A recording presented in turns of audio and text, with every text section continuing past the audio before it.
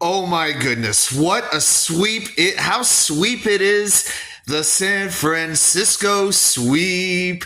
The New York Mets beat the Giants Sunday Night Baseball 5-3. Their seventh straight win. And I'll tell you what, Giants have a pretty good scrappy team, but the Mets found ways to win all three games. First one being a blowout. Last two, Edwin Diaz closes it out.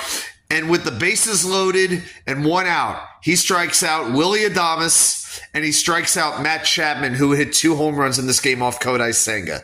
Amazing job. Story of the game, though, Ronny Mauricio, 4 for 4, his first 4-hit game. Absolutely fantastic. The only shame of it is we couldn't have either Gary Cohen or Howie Rose calling the game. Thanks ESPN for nothing. But you did get a nice moment of the mascots in the booth with David Cohen and Carl Ravitch and Eduardo Perez, if that does anything for you. But seriously, Gregory Soto. I said it on Twitter. I'm going to say it here. You know the only thing better than having Juan Soto? Having Dos Sotos. Thank you. I'll be in Vegas next weekend. But he looked excellent. Had a great battle. The third batter gave him a heck of a battle, but a 1-2-3 inning, and God knows the Mets need depth in that bullpen. And it looks like between Soto and Raley, that's quite a combination of lefties. Now Mendoza can mix and match a little bit, so I like where that's going. And another thing, Mets win this game, 5 runs, 12 hits, and both Alonso and Lindor go 0 for 5 in this game. Pretty crazy to think that could happen, but it shows you when you got a deep lineup, you don't necessarily need all your big guns, clicking at one time, hitting on all cylinders, like whatever the latest cliche of the day is. So the fact that they took this game, Starling Marte hitting a very quiet 289, far and away the best of any Mets regular.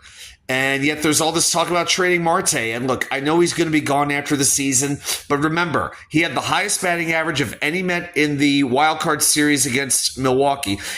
I feel like Marte is sort of like now the JD Martinez of last year, that veteran leader who can come through. Except I think he has a little bit more to offer, a little bit more speed.